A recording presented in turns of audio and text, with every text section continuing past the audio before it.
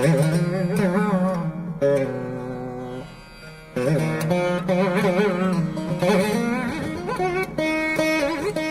name is Arun Mahirnan, and I'm the director of the Center for Singapore Tamil Culture, which is the organizer of this event, together with the National Library Board, represented by Aragia Pandian. It gives me very great pleasure to welcome our eminent speakers and you, our honored guests. I know how much of a sacrifice it is to show up here on a Saturday afternoon, but I do hope that at the end of the day, you would feel the time was well spent. Before I introduce the speakers and the topic of the day, allow me to say a few words about the Center for Singapore Tamil Culture, or CSTC for short, because it is relatively new and not very well known. This is a voluntary organization set up in response to the government's call for active citizenry. In other words, to do what we citizens can do instead of relying entirely on the government. As you all know, we take pride in saying our country is a multicultural nation. But are we truly a multicultural nation? I think it is not incorrect to say that we are largely a nation of multicultural silos. So we need a lot of bridges between the silos to cross and to communicate with other cultures beyond our own. The government is doing its part, but we, the people, need to do much more. And that is the first mission of CSTC, to build bridges between cultures and to take one culture to the other.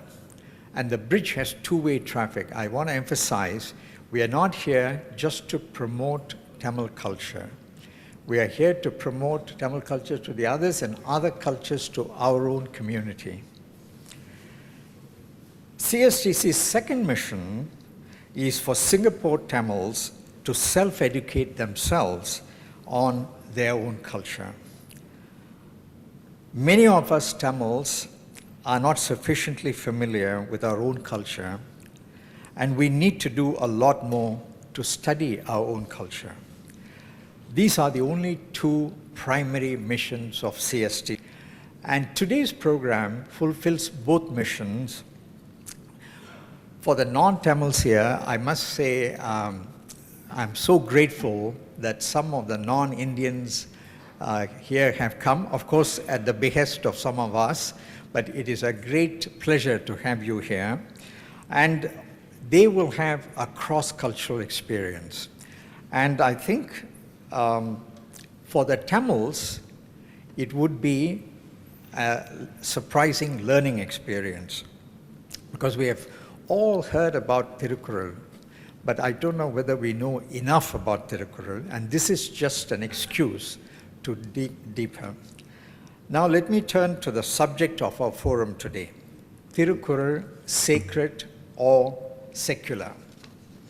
For those of you, and this next few minutes I want to spend especially for the non-Tamils, because they may not know even about the existence of Thirukkural. The Thirukkural is considered the greatest of Tamil books by millions of Tamils, even by those who have not really read it, because of its reputation over a very long period and across a vast space. The Thirukkural is basically a universal code of conduct for virtuous living and contains philosophical, moral, and ethical exhortations. You could call it the teachings of the author. These teachings have stood the test of time over a very long period, as I said, but how long? In other words, when was Thirukkural written? Well, no one knows for sure. This may come as a surprise to the non-Tamils. Some say it was written 300 years before the Common Era, and some say no, it was only written 500 years Common Era, 500 CE. Like many old classical texts in Tamil, the dating of the Thirukkural is still a moot point. Today is not the time for fixing the date of the Thirukkural. Just know that it is more than 1,500 years old, and that is old enough for us to say it has survived the test of time. The structure of Thirukkural is remarkable in the sense that the current form contains 1,330 couplets arranged in 133 chapters of 10 couplets each under a single topic. Each couplet is really short, 7 words arranged in not even 2 full lines. It's like 1.5, 1 3/4 lines. It is because it is so concise and precise that the text is called Kural in Tamil, which means just that. The Thiru was added later to give it respect and gravitas. The 133 chapters are divided into 3 pals or themes. They are Aram, Porul, Inbam, roughly translated as virtue, wealth, and love. In fact, the Thirukkural was widely known as Muppal in the earlier times. That Muppal means 3 themes, precisely for that reason. In the discussion later, you will hear a lot about the significance of these themes, so I won't go into it right now. Let me just add that the Thirukkural has had an impact on many great thinkers of the world, such as Mahatma Gandhi, whose 150th anniversary we are celebrating right now, and thinkers like Leo Tolstoy and Albert Schweitzer. The book has been translated into numerous languages, including Mandarin. The Mandarin translator is one Yu Si, a Taiwanese scholar in Tamil. He's the founder president of Tamil Sangam, which means Tamil Association in Taiwan. Let me now turn to the author of this wonderful book. We call him Thiruvalluvar, Valluvar with the honorific Thiru. You can see this fellow over there, muscular man sporting a handsome beard and a crown-like hairstyle with palm leaves in one hand and the iruthani, which is a writing instrument, in the other, and with a look of utter defiance. Now, most of you will be highly disappointed to know that this is not exactly a replica of the real man. It is not even a remote resemblance to the man. The drawing is pure speculation and imagination because no one who has seen Valluvar has left any record of his looks. It is even contested that the Thirukkural was not written by one person and that it is a compilation of writings by many people over time. Valluvar is a composite author, they say. Just like the dating of the book, the authorship is highly contested by some, but there is a general belief that the Thirukkural was written by one Valluvar who belonged to the weaver caste, that he lived in a place called Mylapore, which is part of the modern-day Chennai, and that he was a married man. There's a kind of broad consensus about that. The subject of discussion today is very specific. We are not going to go into all of Thirukkural. Is Thirukkural sacred or secular? This question came about because that despite a very broad consensus that the book is basically secular, some argue that there are strong religious undertones or overtones.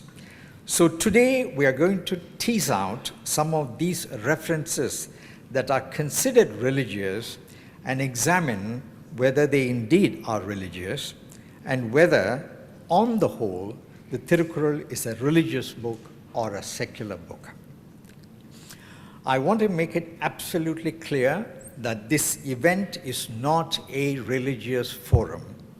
It is not meant to promote any religion nor degrade any religion.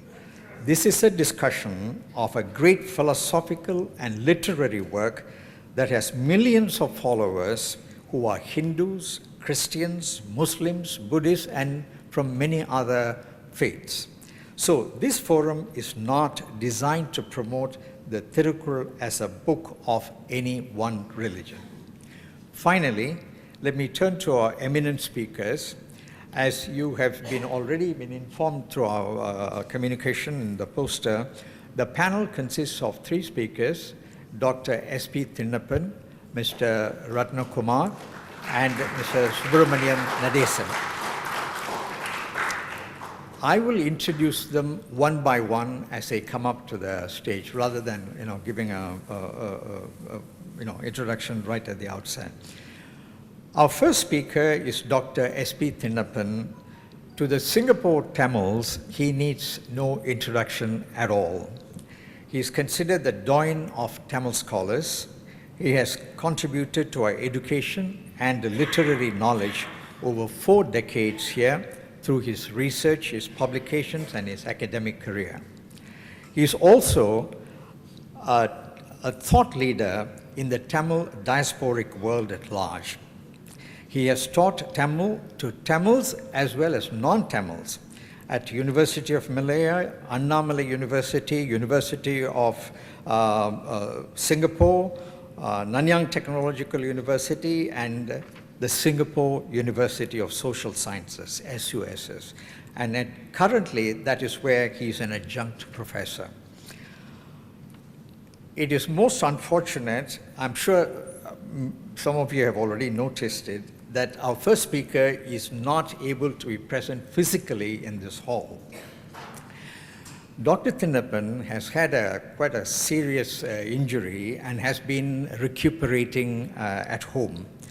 However, instead of just excusing himself from the forum, which he could have easily done, and there's nothing I could have done about it, he pushed himself to give us a video recording of his opening remarks.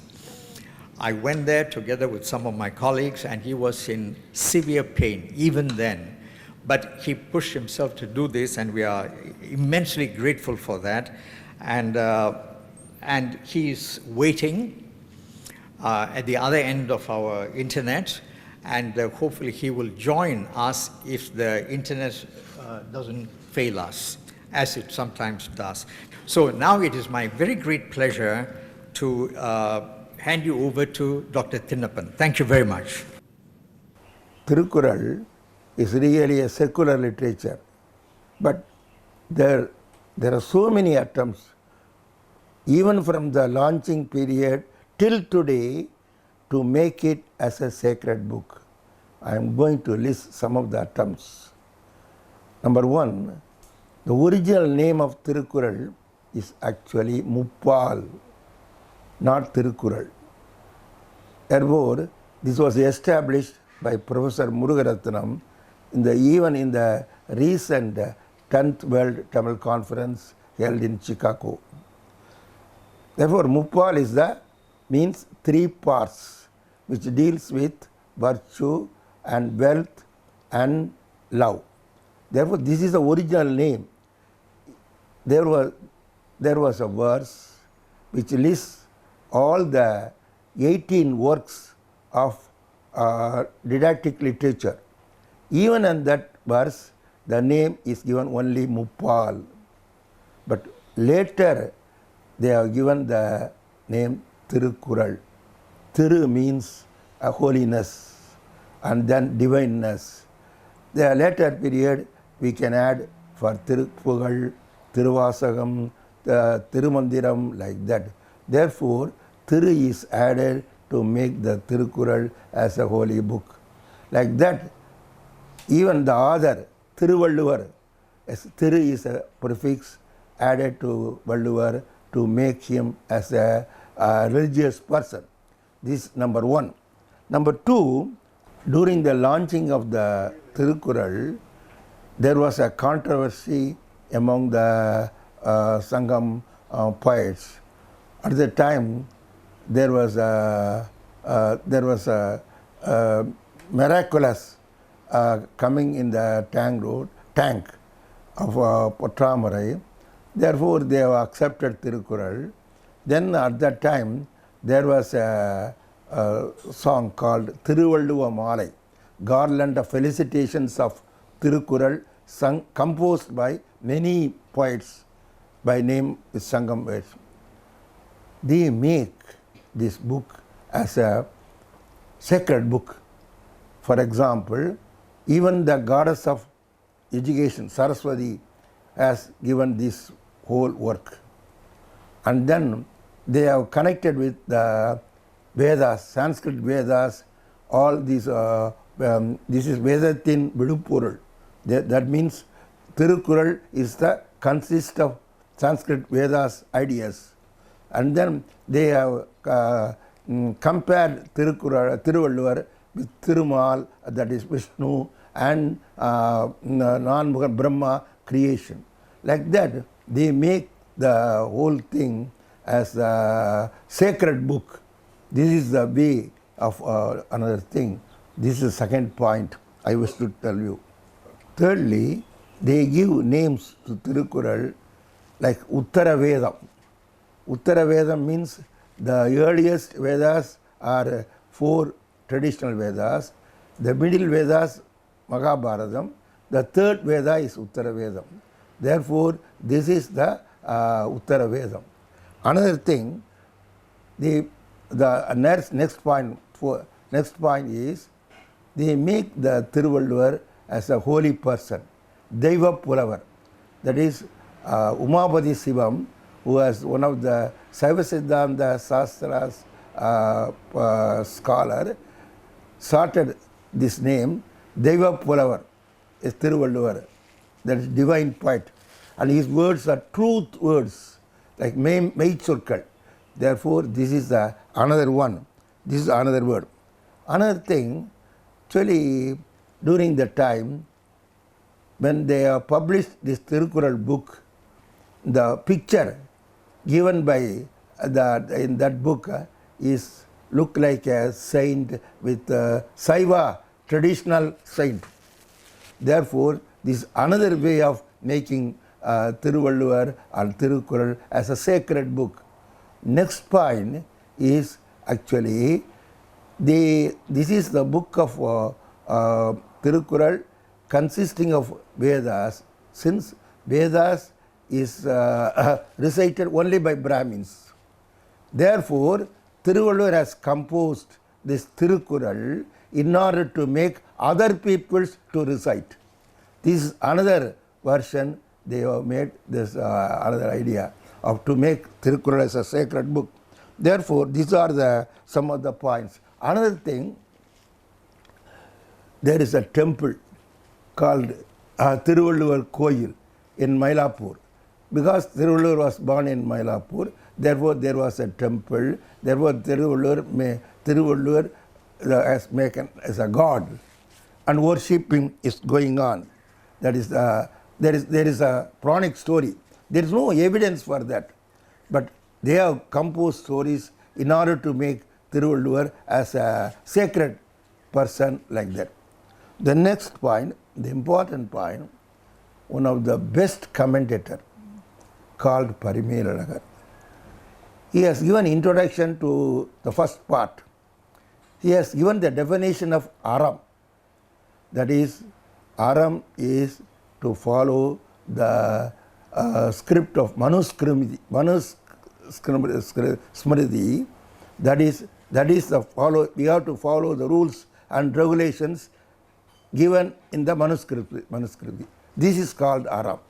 And then another definition for character olukam, we have to follow the four caste version. Therefore, this is the thing. Actually, this is a contradictory version to original book. Original definition of aram is different. But the Parimela's introduction definition is different. Another thing, in some of the Thirukkural commentary, Thiruvalluvar has, Parimela has compared with Sanskrit origins. Therefore, these are the things to make the Thirukkural actually is a sacred book. Another thing, we have to, at the same time, even though Thirukkural is a secular literature, Thiruvalluvar has got belief in the God. It shows the first chapter, praise of God, Kadavul Valthu. But in that chapter, Thiruvalluvar did not give any form, any name of the God, or any religious concept. But at the same time, he has given the concepts of God, that is embodiment of wisdom, and then there is no equal to that any person like that. Therefore, he has no likes and dislikes. Therefore, these are the things he has given.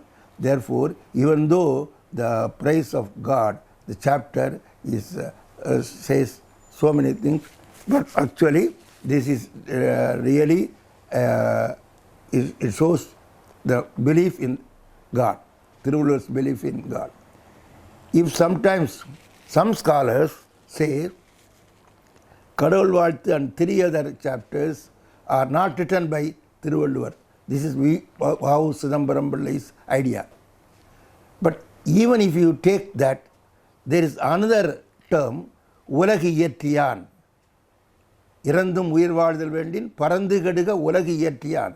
Therefore, உலகு இயற்றியான் means creator of the God. Therefore, we cannot deny Thiruvalluvar does not have belief in the God. Therefore, Thiruvalluvar has got belief in the God. That is one thing. Another thing, there are two situations. Yes, Thiruvalluvar has seen, he has to accept the destiny, that is wool, because actually all the religions originated in India have insisted this karma concept. Thiruvalluvar has also to accept it. Therefore, there was a chapter in the first part, last chapter is called wool, destiny. Why is it is this? Thiruvalluvar is seeing in the world, that is envy person is living with richness, but the honest person is living with poverty. What is the reason? He could not find the reason for this. Therefore, he has to believe in the destiny. That is one thing. Therefore, that is the thing. Another thing, he has seen in the world a person who has done lot of effort, but he did not get success due to the natural calamity or some other thing. But at the same, therefore, he has to speak about the destiny. That is, these are the two reasons he has to speak destiny about this. Therefore, that is one thing. Another thing, even though he has spoken about destiny, he has satisfied two kinds of persons. If you have a person who believes only in destiny, he did not get any effort, then he says, Udayum Upakkam Kanbar, Ulavila Muyarchi Udayavar.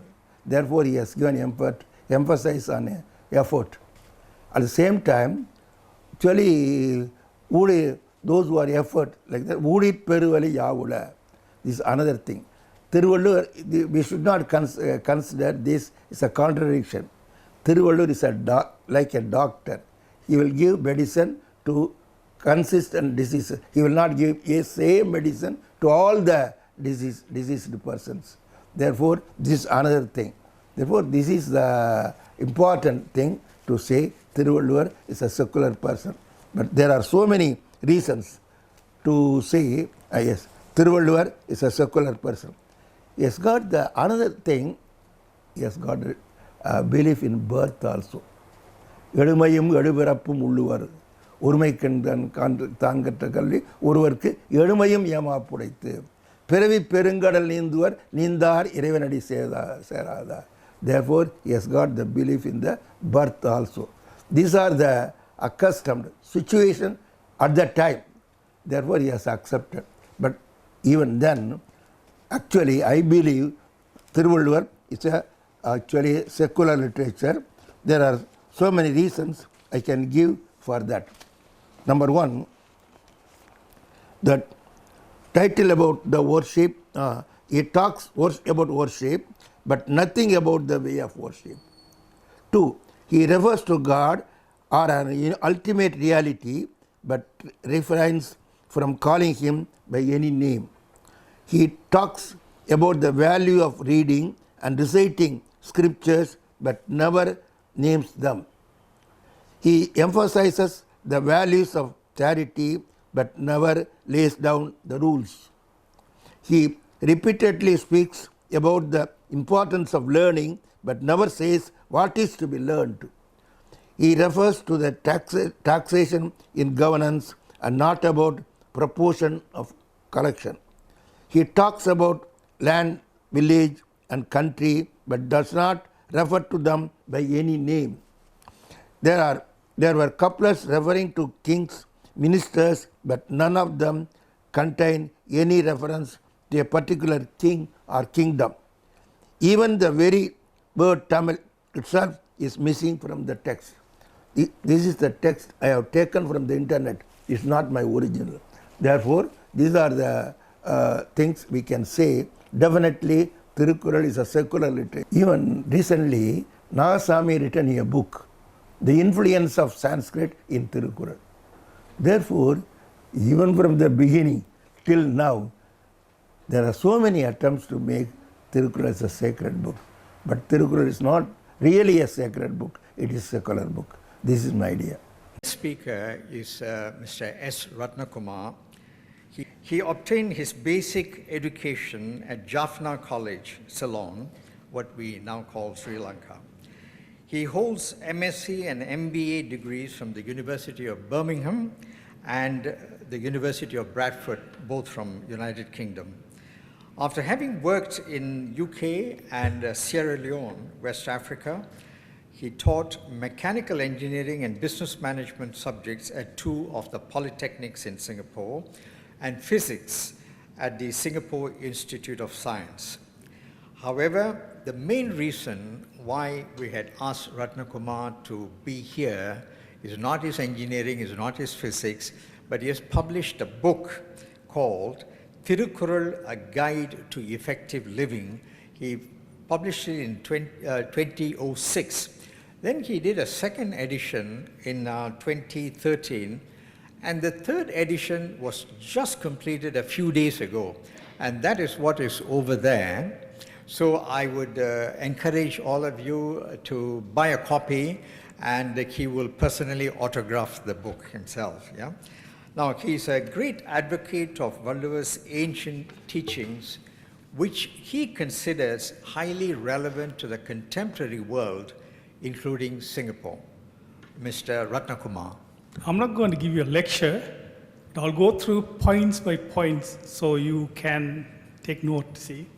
I'm going to cover 6 points. 1, origin of the 1,330 couplets and the earliest interpreters. Then universe and life on earth. Then third one, great leaders and chapter 1. And the fourth one, human species. Fifth one, core of Thirukkural. Fifth one, an important one, 5 important words in the Thirukkural. Let me go through that one.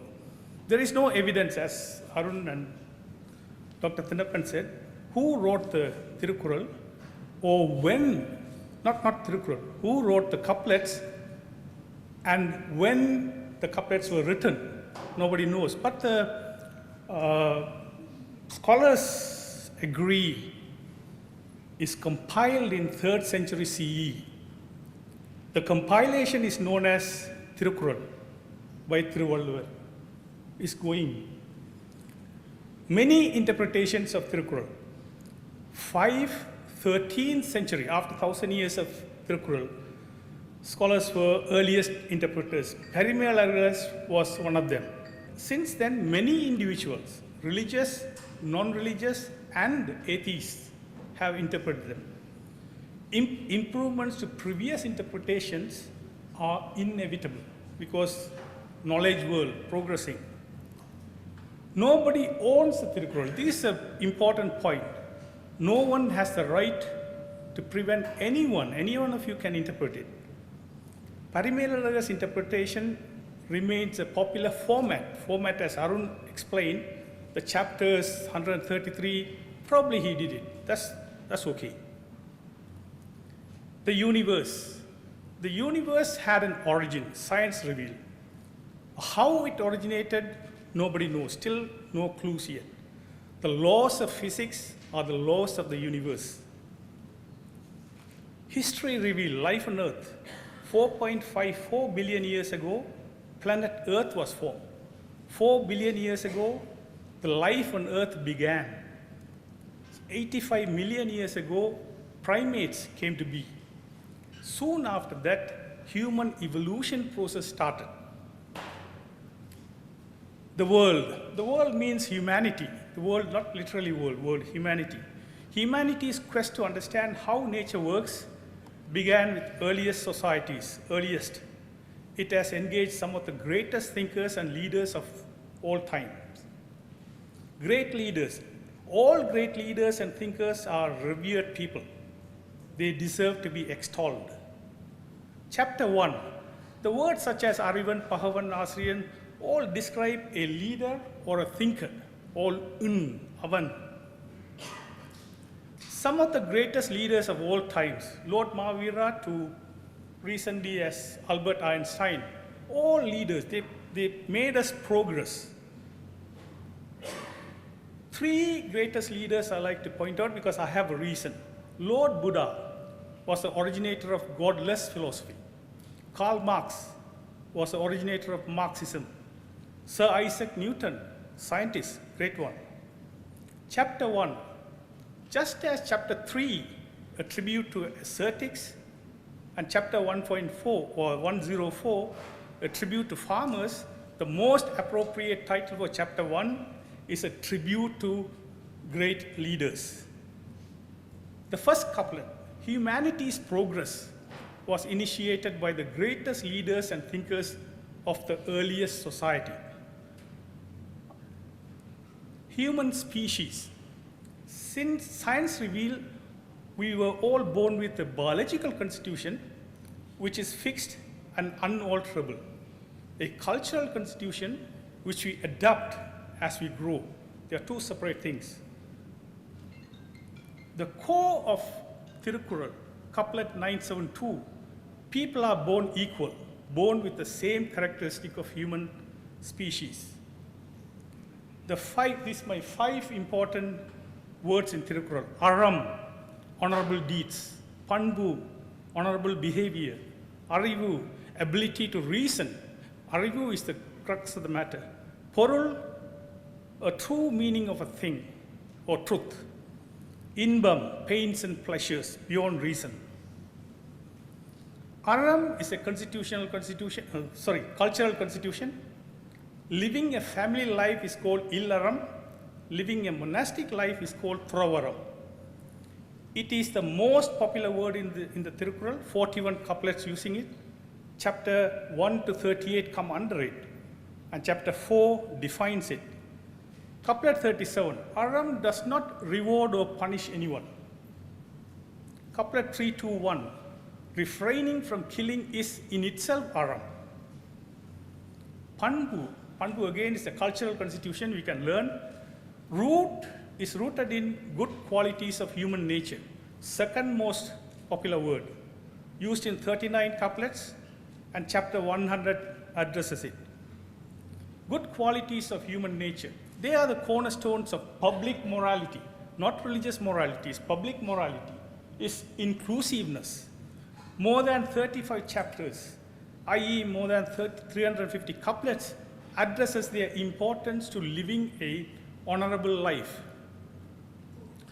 All chapters, you look at the one, you take the Thirukkural book and flip, invariably you hit one of these chapters. Kindness, empathy, developing friendship, humanity, etc. Panbu complements Singapore's national pledge. I observed it. Couplet 993. It is Panbu that makes us one united people, nothing else. We can dress differently, it doesn't matter. Arivu, for example. Arivu is biological constitution. We were born with it. You have it or don't have it. Third most popular word used in 31 couplets. Chapter 43 gives an insight of it. Let me go through 421. Arivu is the only protection against ignorance. Arivu enables us to tell the falsehood from truth.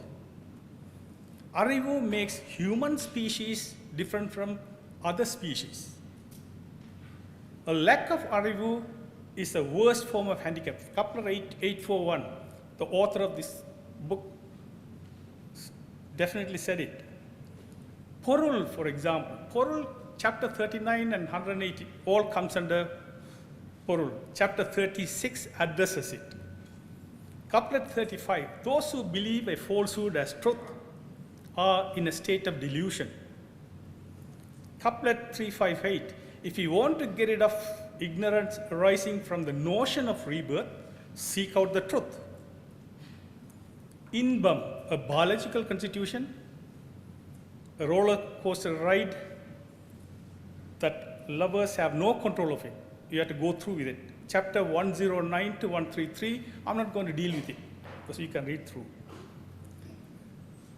Two good words, Teivam and Vanor.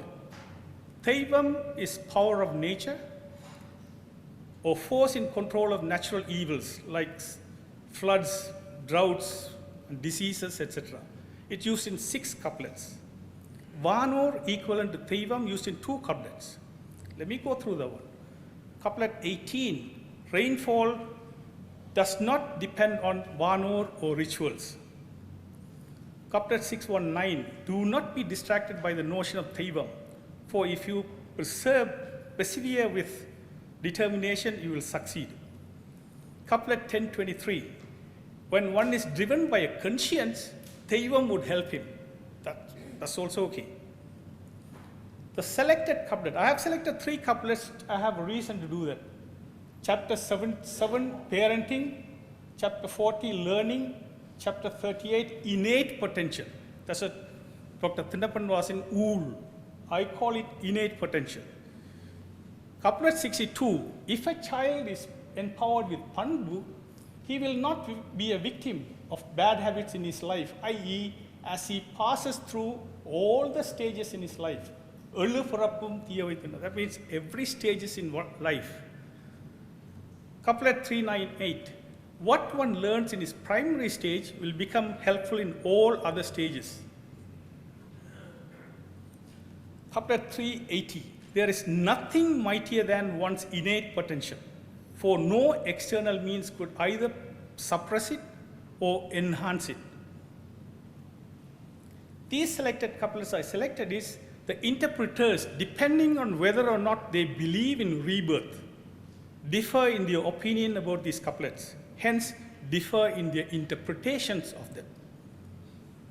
Now back to my 5 words. Aram, rooted in humanism. Panbu, rooted in human nature. Arivu, rooted in human instinct. Porul, rooted in ability to reason. Inbam, rooted in human instinct. What then is Thirukkural?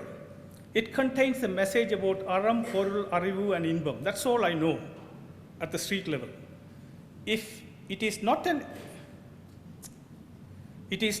extension of Hinduism or Vaishnavism or Jainism or Christianity or Islam or Buddhism or any other religion, not even atheism.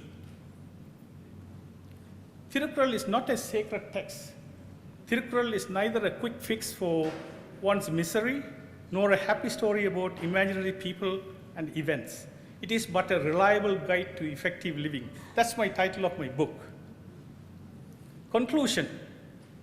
Thirukkural is secular. The core of it, people are born equal, draws a parallel to the core of Singapore's national pledge. One united people regardless of race, language, or religion. National pledge is a moral compass, so is Thirukkural.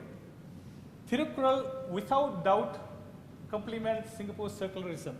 It's going haywire here. This one I want. It, while making no claim to perfection or eternity, gives an insight into nearly every facet of moral and ethical philosophy. It does not invoke the notion of God. It is not biased towards any particular nation, race, religion, language, caste, gender, ethnicity, political group, or movement. That's where the conclusion is circular. Core of it, people are equal, is complements national pledge. Thirukkural, without doubt, complements Singapore's secularism. Thank you, CSTC, for this opportunity. And thank you all for listening with an inquiring mind. Thank you very much. Thank you very much, Ratna.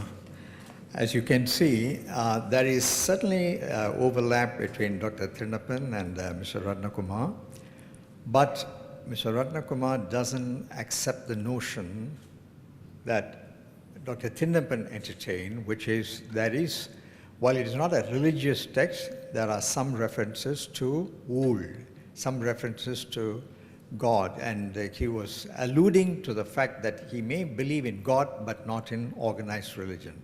But Mr. Ratnakumar totally rejects any idea of religious influence. Now you're going to hear quite a different perspective, and to deliver that is our last speaker, if I can find the page. This is Subramaniam Nadesan. He's a master teacher for Tamil language in the Academy of Singapore Teachers with the Ministry of Education. He contributed to 2 major Tamil language reviews in this country, and both reviews offered some critical recommendation for the study and teaching of Tamil here. In 2003, he was awarded the Outstanding Resource Teacher Award. And in 2006, he received the MOE's Postgraduate Scholarship. His book entitled Creative Writing and Positive Affect was published by Lambert Academic Publishing. Subramaniam led several pedagogical-based book publications within MOE. His most recent book unpacks how Tamil ethical poems can be taught to students effectively. He actively involves his fellow teachers and the community projects so as to promote Tamil language among the Tamil youths and the community at large. And I'm very happy to say that he is my colleague in CSTC. Subra, it's yours. Thank you. Good evening, friends. Today, my throat is not in good condition, but I try my level best to speak well. It's loud enough. Can you all hear from the back? All right, good. All right, before I begin my presentation, first I wish to thank the organizers, Center for Singapore Tamil Culture, especially Dr. Arun Bala and his team for putting this program together. Thank you so much for inviting me as a speaker. I would like to go straight to the title. The title is quite a tricky title, Thirukkural, Sacred or Secular. Now, if you listen to the first 2 speakers, I wish to echo the same message, that Thirukkural is a book of wisdom. Why? Valluvar covers a very important domains in his book, basically ethical life, holistic life, and positive life. When I say ethical, I'm referring to moral values. Basically, it's about how to develop your character as a person. When I mention about holistic, here is referring to cognitive development, a person's social emotional development. It can be aesthetic development. All of these traits are referred to as qualitative development of a person, which has to be holistic. Number 3, positive, I'm referring to coping strategies. As humans, we have ups and downs in our lives. It is very important for a person to have coping strategies in life. If you believe me or not, the positive psychology, which just emerged in 1998 by Martin Seligman, it was just discussed among the psychologists quite recently, about 25 years ago. But our Thirukkural has mentioned about positive psychology many, many centuries ago. Now, there is a missing piece here in my puzzle. I put a question mark here, but I will revisit this towards the end of my presentation. And all of this is so critical for a person to have a balanced life. So that is the purpose of Thirukkural to me. Now, let me move on. The first question I would like to address is Thirukkural a sacred book? Is Thirukkural a sacred book? I refer to a few dictionaries. Oxford English Dictionary defined the word sacred as connected with God or some orientation of holiness. It can be sacred cow, a sacred book, a sacred message. So, when I look deeper into Thirukkural, it indicates very clearly that Valluvar neither affirms or denies religion. He didn't mention any names about religion or any specific God. However, he sounded quite unsupportive about rituals. How? I give you an example, a particular couplet of verse 259. Not to kill and eat the flesh of animals is better than making 1,000 sacrifices in rituals. No, this particular Thirukkural, this particular couplet clearly indicates that he's not in favor of rituals. The second point, which Dr. Tinnapan himself mentioned, that in the book of Thirukkural, you will see names of gods, goddesses, mentioned about hell and heaven. And Valluvar uses all of these as analogies to facilitate the understanding of his concepts and its meaning.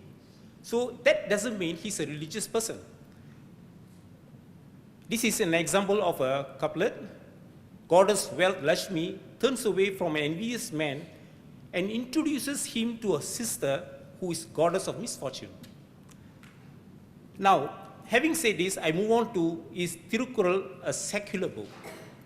Now, I refer to several definitions, descriptions about this term secular.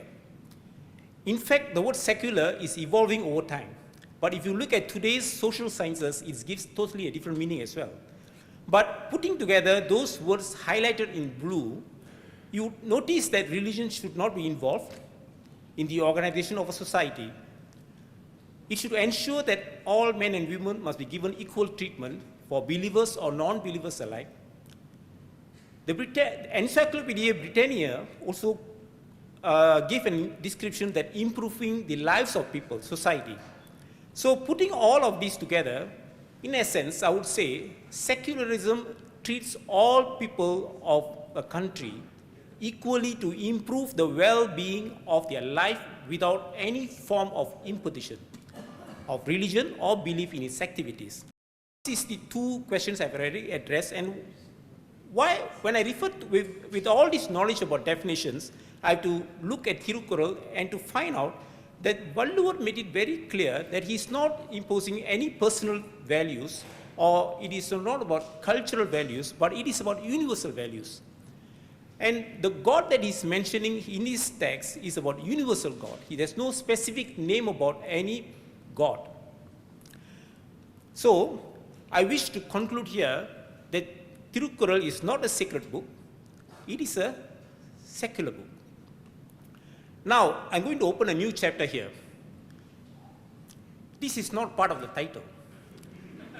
Is Thirukkural a spiritual book? Now, this is a very important question. If we don't understand the answer for this question, it is difficult to unpack and understand the inner meanings of Thirukkural.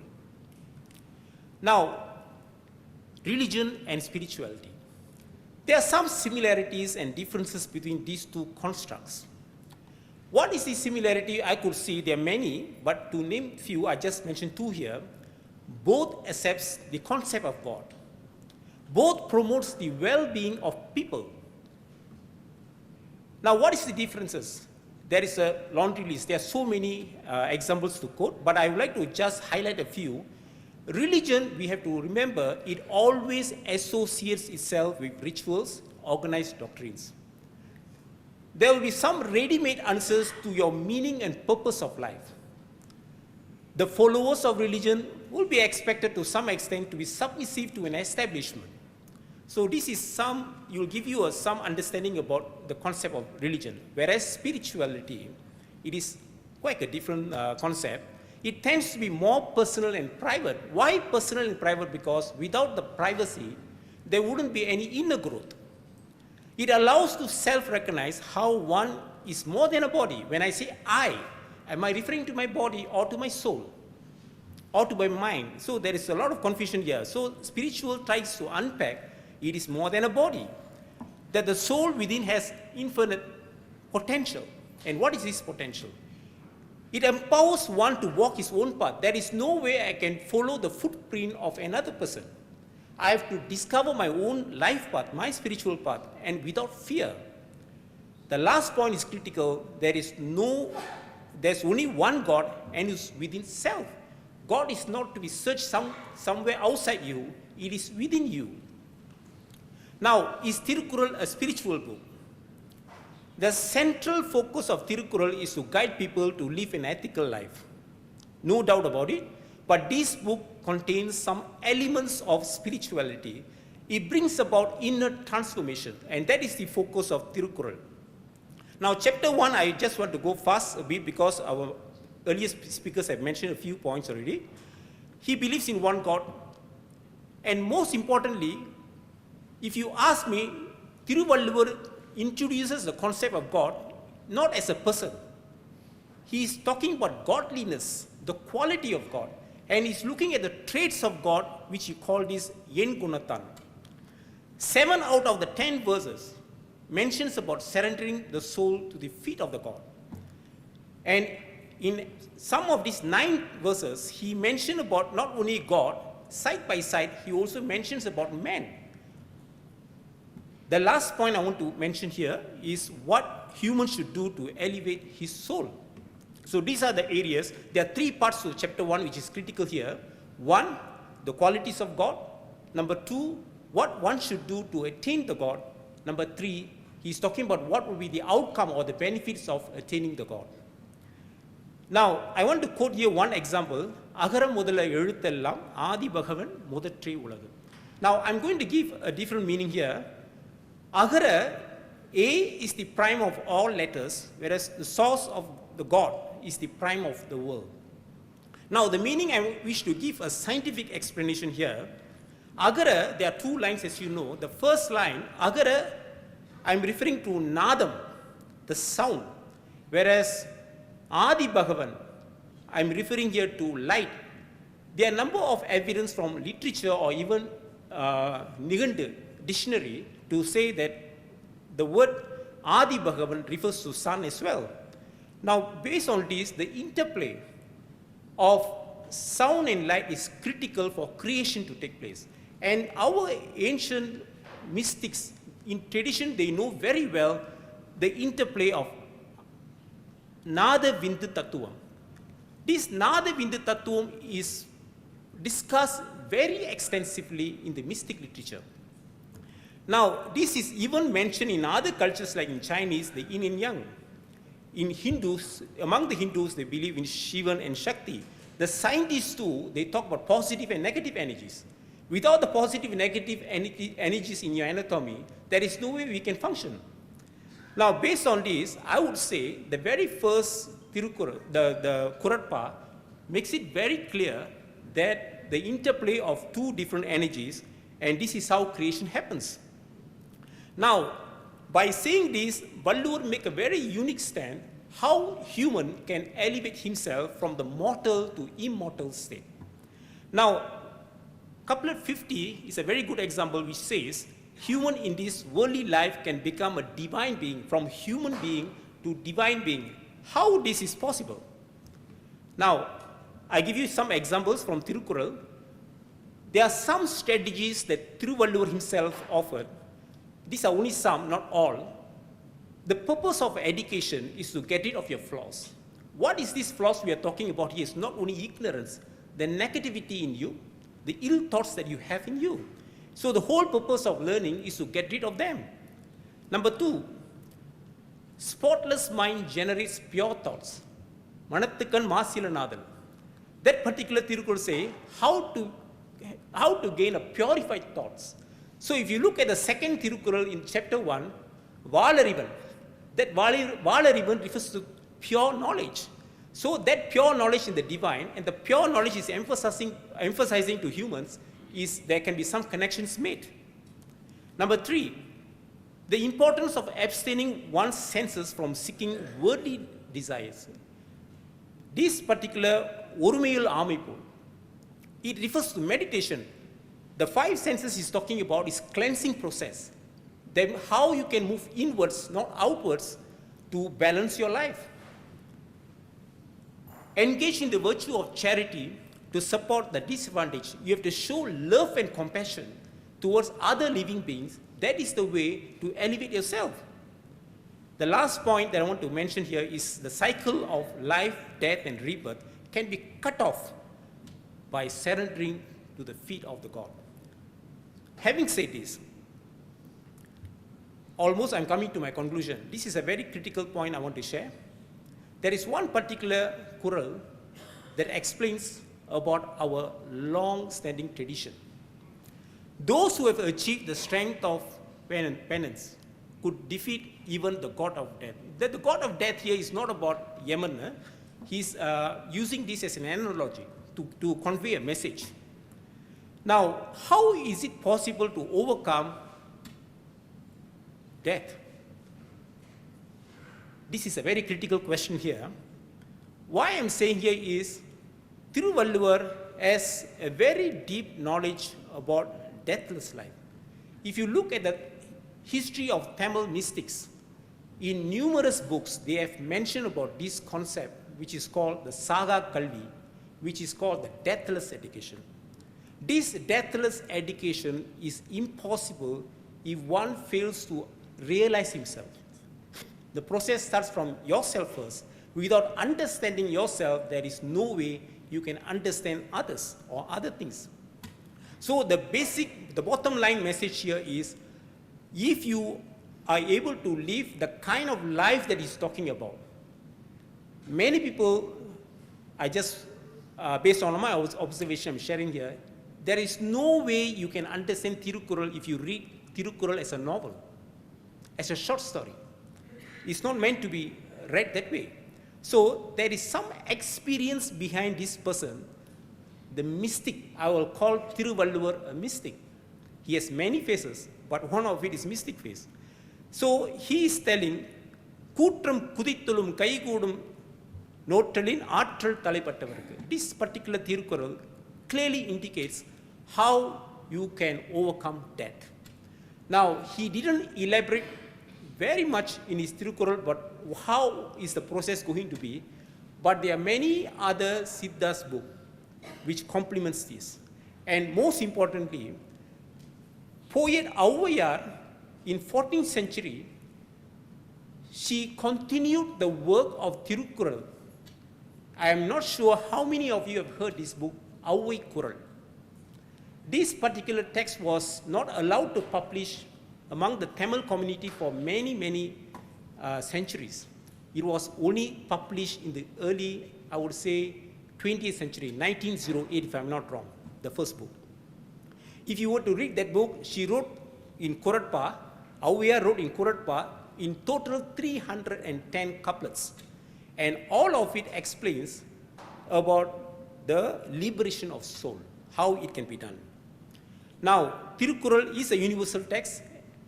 it is very important to know that it not only speaks about Manidaneyam, it goes beyond Manidaneyam to Anmaneyam. That means to care and love for living beings. And I've quoted here 2 couplets for your viewing. All living things will worship. 1, if he never kills or eats his flesh. Number 2, all living beings will worship one who has attained the control of his own soul. Now, having said this, I want to revisit the first slide that I showed.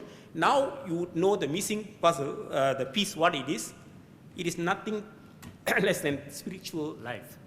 Now, with ethical life, holistic life, and positive life, and together with this there must be a presence of spiritual life. Even if you were to read Stephen Covey's 8 Habits, I don't know how many of you have read, at the center of his diagram, mind, heart, and body, he put spirituality at the core. That is why, if not for that spirituality, which is critical, because for your mind to function, you need a soul. For your heart to function, you need a soul. Without the soul, we are dead. So this is a very logic thing that we have to look at. Without this understanding, it's difficult to reach Thirukkural. Now, the balanced life I'm talking about here is worldly life, which is the outer life, and the spiritual life, which is the inner life. Very beautifully, Thiruvallur has struck a good balance between these 2 lives. If you don't know how to live these 2 lives, you'll miss your game in this life. So that is the message he's trying to put across. And I wish to conclude, this is my last slide. What is my stand? Thirukkural is not a sacred book. It is a secular book. It is not a spiritual book.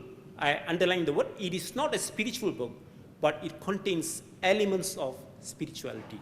So now we begin the discussion. You heard 3 perspectives. And as I explained earlier, this is not a talk, it's not a religious talk. We're not trying to say Thirukkural is a Hindu religious text or some other religious text. Secondly, this is not a debate where we want to settle the score. This is just an exploration. The question mark we put is just a peg. And as Subra has added, maybe it is not just sacred or religious, but spiritual. So I would now like to throw open the discussion to all of you. Thirukkural is influencing more about the personal values or the community or communal values. Individuals, you put them together, forms the community. There is no way just to give some of these messages of Thirukkural to the community on the whole. But what Thiruvallur aims is to educate the individuals first. At the individual level, if I can shape myself first in terms of my character, what are my priorities in life? What is my purpose of life? If this person, not necessarily the person has to be enlightened. What the person has to do is to first understand himself. When individuals are in right frequency, don't you believe that the community will also be in the right frequency? So that is the way to uplift the entire humanity. That is his vision. So my point is the emphasis is on individuals for many of the couplets, but some for the nation, for the country, for the ruler, for the ministers, and there are also other focuses. So I would say that the individuals should be shaped first in order to uplift the community. That is the intent of it. Yeah, I think the community is more important because if you look at the species, human species, we have 2 constitutions. One, we're born with, cannot be done anything. The other one is cultural one. Where do we get the culture from the baby? Child isn't born with the prejudiced mind, you see. It grows with the community. The Thirukkural has a lot of community services. So community is a nature or nurture. That's very important. Fortunately or unfortunately, Thiruvallur did not give any commentary to these books, to these Kurals. Therefore, we are able to interpret in many ways. For example, there are 2 ways of interpretation. The first way is interpretation should be according to the age and time of the author. There is one way of interpretation. There is another way of interpretation according to the present age, modern age. Therefore, there are so many ways of interpretations for this Thirukkural. For example, only one way of interpretation according to the Thiruvallur's time. Therefore, one Kural is பிறப்புக்கும் எல்லா உயிர்க்கும் சிறப்புவா செய்தொழில் வேற்றுமையான். The modern interpretation is all are equal and then there is no difference between the castes. I am answer to the question, is a personal or communal or social?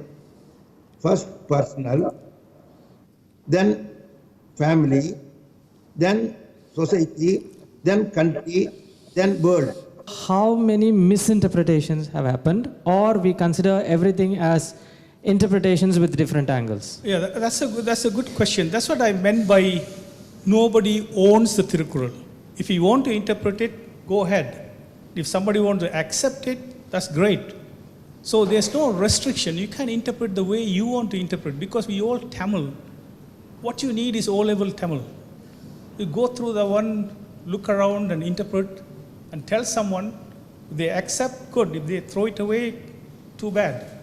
So there's no restriction. Interpretation versus misinterpretation. If you ask me, for me to approach a text like Thirukkural, first of all, I have to approach with an open-mindedness. I have to make a very neutral stand, because this text is not written by me.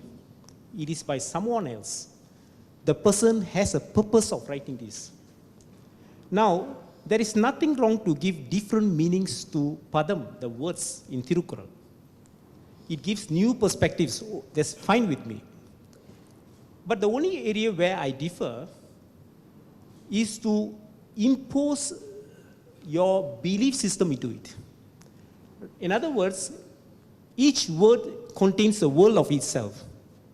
But the moment if I go in and just unpack the meaning of the word to understand the context, is fine. But if I want to see it using my lens, my worldview, my belief system, that is where the misinterpretation comes in.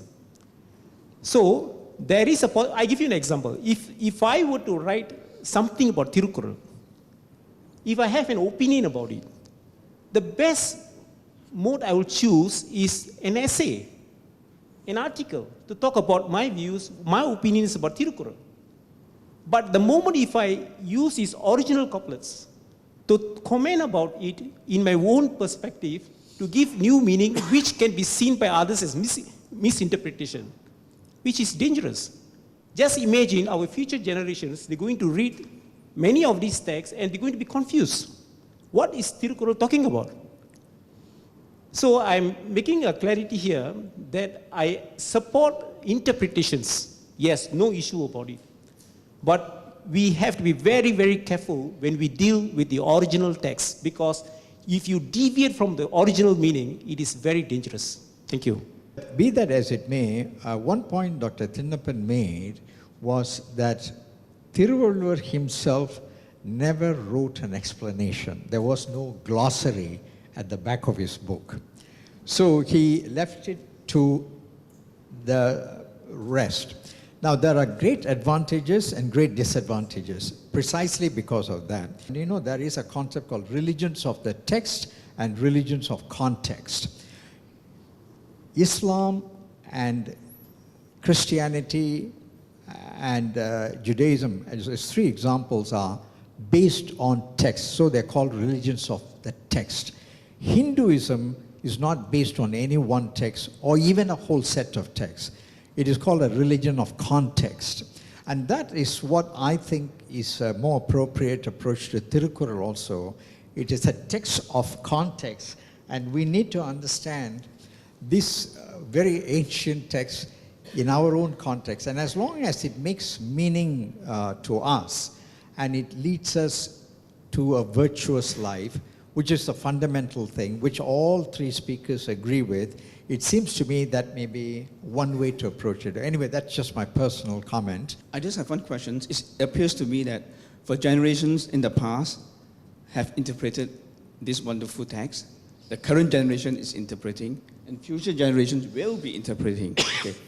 But what puzzles me is, for such a simple and brilliant text, and written so concisely, it appears to be concise, it's precise, the format is simple.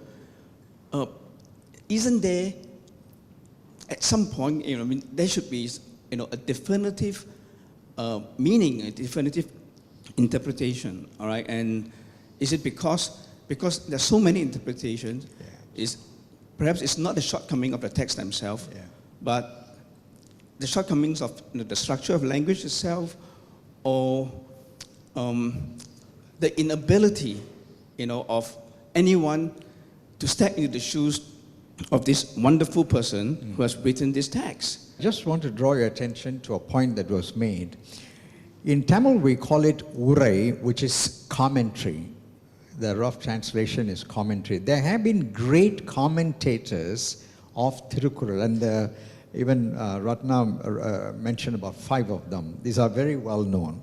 So the nearest thing to a definitive interpretation so far have been said by these people, and even among them there are differences. And I think that is the problem. We cannot have a definitive interpretation or a definitive understanding of this is pretty much the same in any great text. I mean, even if you take literature like Shakespeare, if you take a book like Bible, a religious book, these things continue to challenge us, but whether we want to take it as inhibiting or whether it is actually encouraging us to think differently is an interesting proposition. So I'll ask the other speakers to give their take on this. That's a great question, you see. See, any question you ask, say, I interpreted the book 12 years ago. During that time until now, a lot of information came to me, a lot of facts, a lot of challenges came to me. Say, for example, one good example, only recently, within the last 5 years, the inequality things came up in the world. But 12 years ago, when I interpreted the book, there's a chapter called Uprav, inequality. I didn't think inequality to generosity. In my book here, I have included that inequality part. How this particular book is applicable to all men of all ages. Basically, you know that Thirukkural is a universal text. He wants to produce Podu Marai, a universal text. So for him to do this, definitely along the way, with time, there's going to be a lot of diversity in the views. People may challenge the text. People may tweak the text according to their needs. All this may happen. As what we have mentioned earlier, when there is interpretations, which I do support, when there is different interpretations, the relevant societies, what they have to do is to select their text and apply them accordingly. So that kind of diversity is a celebration. I wouldn't say it is a defect. Now, I should add one more thing. We Indians love to interpret and debate. That's why we are called the contentious Indians by both Lee Kuan Yew and Amartya Sen, This is very much part of our tradition. But I would say that even the Analects of Confucius, there are various interpretations, even though it's another ancient text, and it has never been settled, okay, this is the only definitive meaning of. So one more, I saw a hand just now. Please go ahead, yeah. What we were taught is Agaram Mudala Eluthallam. Agaram as a head letter of the Uyireluthukkal. Okay, Uyireluthukalukku Mudal A irupadu pol இறைவனை கொண்டுதான் உலகம் அமைந்துள்ளது. இப்படிதான் this is how we were taught in school. So the actual interpretation, like the sound and light. So now with the introduction of Mr. Subra's speech, so these two interpretations, what interpretation are we going to pass on to to the next generation from schools or any education institution. And this sound and light theory which I shared with you is purely science. It is not my interpretation. It is a long tradition that is been mentioned by the Tamil mystics. This has got nothing to do with religion. It is about pure science. In fact, it's scientific spirituality. So, if you ask me whether students should be exposed to all this, I say yes. They should be introduced to different interpretations. It is ultimately their choice. They have to discover their life. It's not for the teacher to impose. That is my stand. Okay, whatever you have been asking, whether which text to follow, actually you should follow your own text only. Because எப்பொருள் யார் யார்வாய் கேட்பினும் அப்பொருள் மெய்ப்பொருள் காண்பது அறிவு தான் திருவள்ளுவர் சொன்னது. So that actually that is applicable to Thiruvallur and all the text. So Thiruvallur is a root and all the Urayasiriyar also somebody, and you have to find your own meaning of the Thirukkural at the end, like Mr. Bala said. And I'm not going to attempt to summarize these deep conversations, but to going back to the topic, is it sacred or secular? The answer is, it is not one-sided. There are those who believe that it's completely secular, like Mr. Ratnakumar, and there are those who believe there are traces of religion, or at least the kind of interpretation that Dr. Thinnappan gave about Ulvinay, about God himself. And then there's a spirituality dimension which Subra added. To me, the discussion enriches my own understanding of what I have known for now almost 60 years. Now, each time I engage in a discussion like this, I find there's something new that I'm learning. To me, that is the hallmark of a great text, that every time you go back, you find something new. And I want to thank our great speakers for stimulating our thought. Now it is my great pleasure to invite Dr. Arun Bala, who is actually the convener of this program. He is our head of discussion programs. Pleasure and honor to invite Arun Bala to give our tokens of appreciation.